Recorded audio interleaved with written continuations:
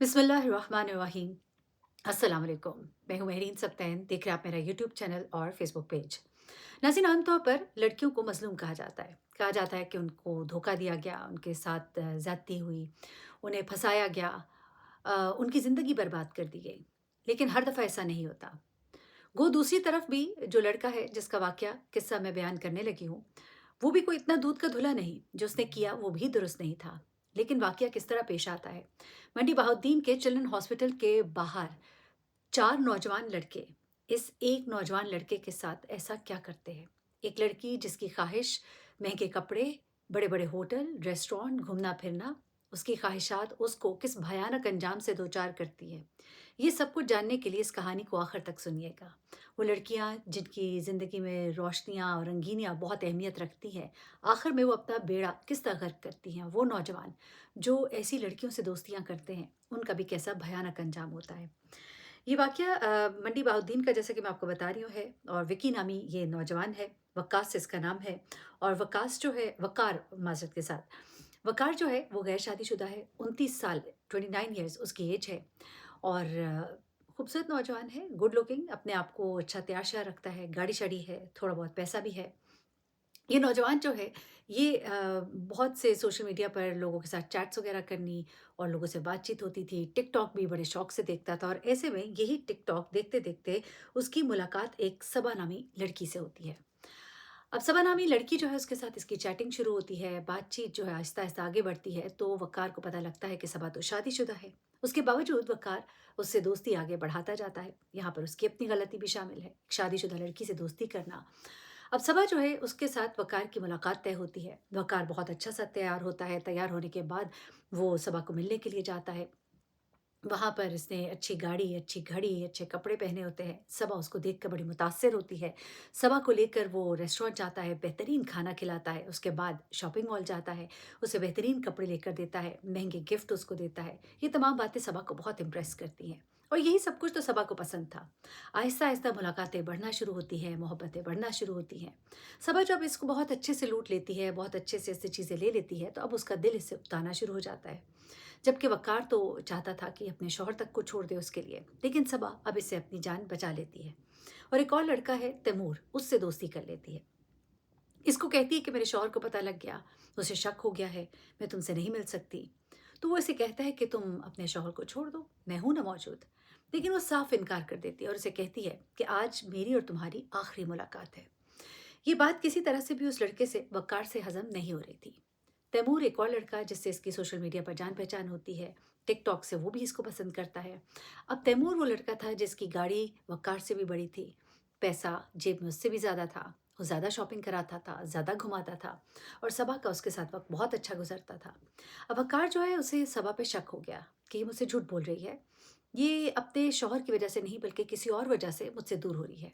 वो इसको ट्रैक करना शुरू कर देता है और ट्रैक करते-करते आखिरकार उसे ये इल्म हो जाता है कि वो किसी और से मिल रही है। अब वो सबा को धमकियाँ देना शुरू हो जाता है कि तुमने मेरे साथ धोखा किया, मुझे लूटती रही, अब तुम किसी और के साथ हो। वो उसे कहती है कि ऐसा हरगिज़ नहीं है। बिल्कुल ऐसी कोई बात नहीं। आओ, मैं तुम्हें समझाती हूँ।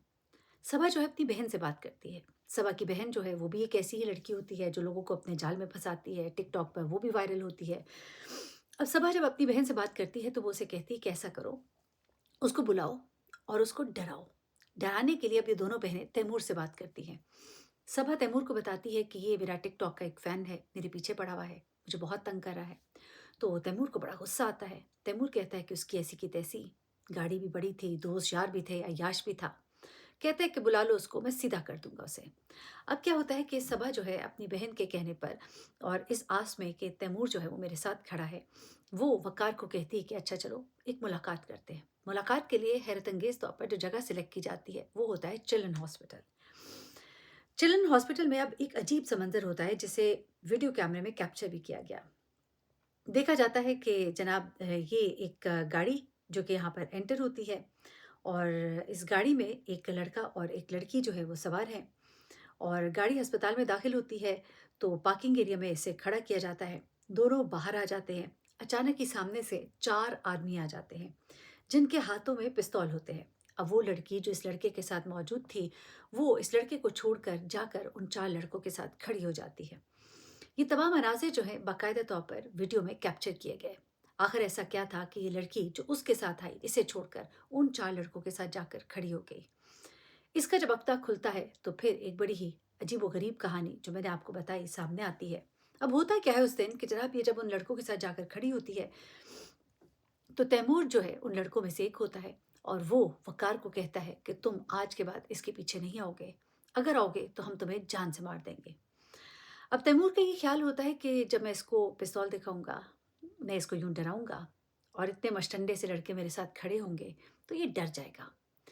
ये सुनकर जो लड़का है वक़ार, वो डरता तो नहीं। उसके ज़हन में ये भी होता है कि चल हॉस्पिटल है, इतनी भरी जगह पर मेरे साथ क्या हो सकता है? तो वो साफ़ इनकार कर देता है और कहता है कि ये मेरी है और तुम इसको छोड़ दो, मैं इसको कभी नहीं छोड़ूँगा। दोनों के दरमियान तू-तकार होती है, गालम-गलोच होती है और इसी गालम-गलोच में वक़ार को जब बहुत गुस्सा आता है, वो तेज़ी से लपकता है तैमूर की जानिब। तैमूर को पहले ही उस पे गुस्सा आया होता है और जब वो उसको लपकते देखता है, तो उसके हाथ में जो पिस्तौल होती है, वो एकदम से पिस्तौल उस पर चला देता है।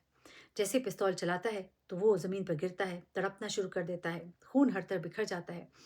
ये सारे लड़के गाड़ी में सवार होते हैं, वहाँ से भाग जाते हैं। पुलिस वहाँ पर पहुँचती है, तफ्तीश की जाती है, गाड़ियों के नंबर नोट किए जाते हैं। इन सबको एक-एक करके गिरफ्तार किया जाता है। तो फिर ये लड़का तैमूर कहता है कि किस तरह से वो सबा के कहने पर यहाँ आया और हमारा मकसद तो सिर्फ़ और सिर्फ़ डराना था। मैं इसको मारना नहीं चाहता था। लेकिन ये जब मेरी तरफ लपका तो मैं घबराहट में मेरे से गोली चल गई। एक मुझे गुस्सा भी था और उसका यूँ लपकना जो है, उसकी वजह से अचानक ही मुझसे गोली चल गई।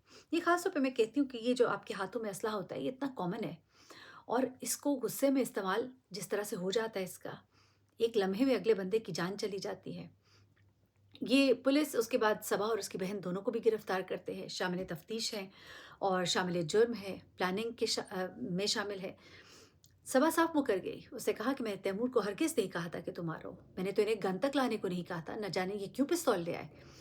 उसने तमाम का तमाम मुद्दा तैमूर पर डालने की कोशिश की, लेकिन इस बार तैमूर भी सीधा हो गया और उसने कहा कि मुझे ये सब कुछ करने का इसी ने कहा और इसकी बहन ने कहा।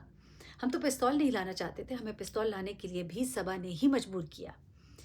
यहाँ पर सबा जो है वो चकरा गई कि ये तैमूर जो मोहब्बत के दावे करता था, आज उसने सारा मुद्दा मेरे ऊपर डाल दिया। यूँ ये सब के सब इस वक़्त गिरफ्तार हैं, एक दूसरे पर इल्ज़ामात लगा रहे हैं और ये थी इनकी मोहब्बतें और ये था इस लड़की का वो चाह कि मुझे पैसा चाहिए, कपड़ा चाहिए, शॉपिंग चाहिए। अब वो करेगी शॉपिंग, नए कपड़े पहनेगी, जेल की सुलाखों के पीछे और वो नौजवान जो इस तरह की लड़कियों के दाम में आ जाते हैं, उनका अंजाम भी तैमूर और वक़ार जैसा ही होता है। बड़े अफ़सोस के साथ ये कहानी सुनानी पड़ती है, बताना पड़ता है कि किस तरह से इस तरह की लड़कियाँ जो बाकायदा क्योंकि इनके बारे में फिर सामने आया कि बाकायदा इस तरह के काम करती हैं और ये इनके कोई पहले शिकार नहीं थे। इससे पहले भी इस तरह की बहुत सी हरकतें कर चुकी है। बहुत सी दोस्तियाँ करके बहुत सी दोस्तियाँ छोड़ चुकी है। यहाँ वक़ार जैसा लड़का था जो डट गया, अकड़ गया और उसका अंजाम वो हुआ और उसके बाद करने वालों का अंजाम जो है वो इस वक़्त सुलाखों के पीछे है। जाने वाला चला गया, लेकिन एक कहानी छोड़ गया, एक इबरतनाक कहानी हमारे नौजवानों के लिए। अपना बहुत ख़्याल रखिएगा, दुआ में याद रखिएगा। अल्लाह हाफ़िज़।